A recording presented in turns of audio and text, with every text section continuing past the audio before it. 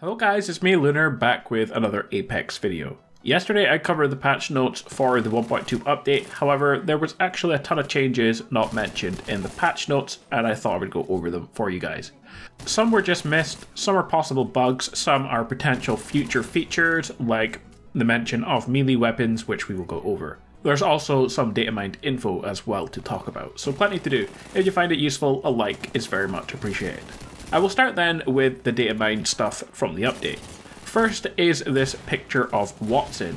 It's not a lot, but it does give us more proof she will be the new legend for Season 2 when it drops. Unfortunately, we don't have any other info to go over for her, just the picture, plus all the things that we already knew about previous leaked data, like the name of her abilities. Next, another leaked game file, a possible new game mode called Hunt the Beast. It appears alongside the 3 game modes already in the game, Apex Elite, Play Apex, and Training. The 4th option in the game files is called Hunt the Beast. It sounds pretty self-explanatory. If it is a new game mode, someone is the beast and they would be hunted and try to survive. Then you would become, or someone random in the game would become the new beast and you have to hunt them again until there's only one player left. Although of course that's just a guess for now, but it does seem like we will be getting a new game mode very soon. So on to yesterday's update. Sliding is no longer as fluid as it seemed before. You can slide a shorter distance as well, plus firing while sliding after the last update is much less accurate. Of course, all these changes have a huge impact on the game because sliding is a big tactical component, as well as being really fun. And so far, the devs haven't mentioned whether or not these changes to some of the game's core mechanics were indeed intended changes, or whether they were just something that was a bug, or the consequence of, say, them removing the bunny hopping, which messed up the other controls. So let's hope that they didn't make these changes deliberately. There's been a lot of feedback on the removal of bunny hopping as well online. I haven't seen a single person who said it was a good idea to remove it, so hopefully they do revert back these changes that they've made to movement, sliding, and the bunny hopping mechanic, as the movement in-game right now does feel very awkward compared to pre-update. So that is a change of the game. I'm not sure if it was intended, it could just be a bug, but the devs haven't mentioned anything on that. Whereas they have responded to a lot of the other stuff changed in the update. So one of those changes is the Havoc and Devotion ammo has been changed. The Havoc now has 24 bullets and the Devotion has been reduced to 36 bullets in the magazine. However, the devs have confirmed for this change it was not intended and they will revert it back as soon as they can. So for now, if you're trying to use the Havoc and Devotion, it has been accidentally nerfed, and that change will be reverted back in a future hotfix. And like I already said, the devs haven't mentioned anything about the awkward controls and the changes to sliding being a mistake and reverting back. So it is possible that these changes were intended, but let's hope that they do in fact change them back because things are not quite as good as they were before. Next, if you're interested, here are the upcoming store skins for the Legendary Hunt event.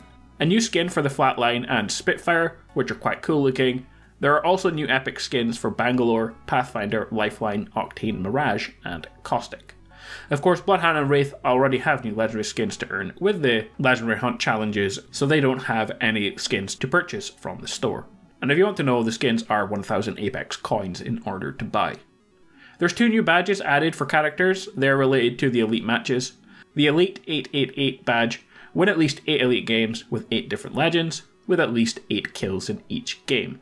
So it's tough, but not too tough that will be impossible for a lot of players, like getting 4000 damage for example, which most players won't get. The other badge is called Elite Lifeline, or it will be whatever legend you're playing Elite, where you have to win 1 game, 5, 15, 50, and 100 games in order to fully unlock this badge. A new feature was added if you lose a match when you start the game without a full squad. After the game, this will pop up saying Lost Forgiveness. It says, looks like you didn't load with a full team in the last game. Don't worry, we won't count this as a loss right now. Now you might be wondering what's the point of the feature since losses are not recorded anyway. It's actually a new feature for the Elite Queue system, so if you start an Elite match with less than 3 players, if you lose, then you can still start another Elite Queue match without having to finish in the top 5 in just a regular match, since it wasn't really your fault that you didn't make it to top 5 in the Elite match since you had less players. So it's a nice feature, however, there is more to it. It also doesn't count losses if your teammate disconnects during a match. However, this is currently bugged and is not working as intended. Unfortunately, if one of your players does leave during an Elite match, you will have to play a regular match and finish top 5 in order to get back into the elite queue, although that is not how it's intended to work, so it will be patched, I guess, in a future hotfix. There's also a separate feature for this called Streak Forgiveness.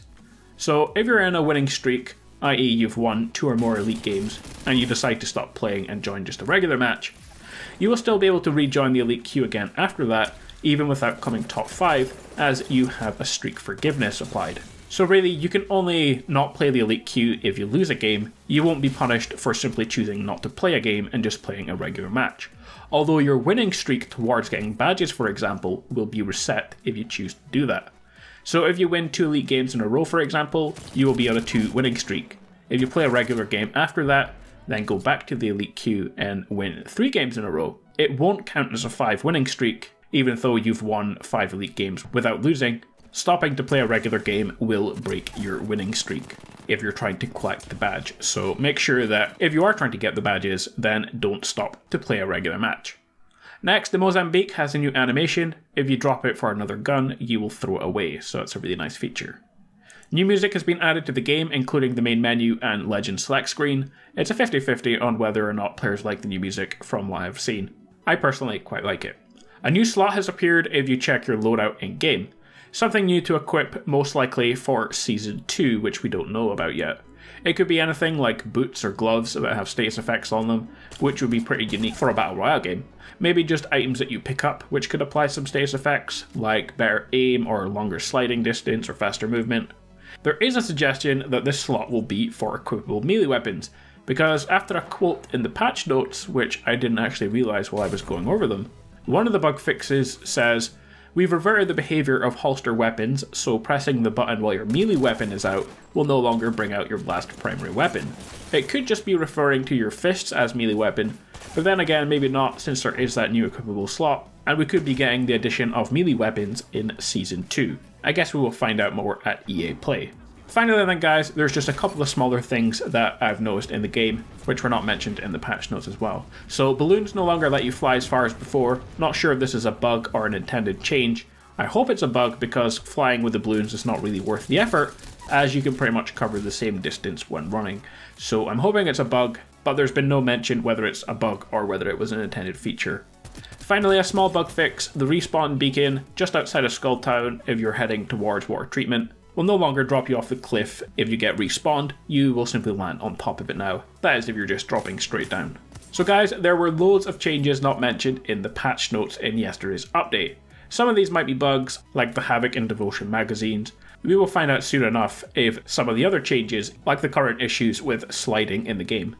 I'm sure there were probably other changes in the update, so let me know in the comments if you find any, and let other players know as well. But I want to share all the stuff we know so far from the update that was not mentioned. Don't forget then to like and subscribe for the latest Apex and PUBG updates. Turn on notifications to see videos as soon as they release. I'll be back soon with Apex Season 2 info, plus other game news going into E3, so make sure you check that out. Until then, have an awesome day, and I'll see you guys all in the next one. Peace out.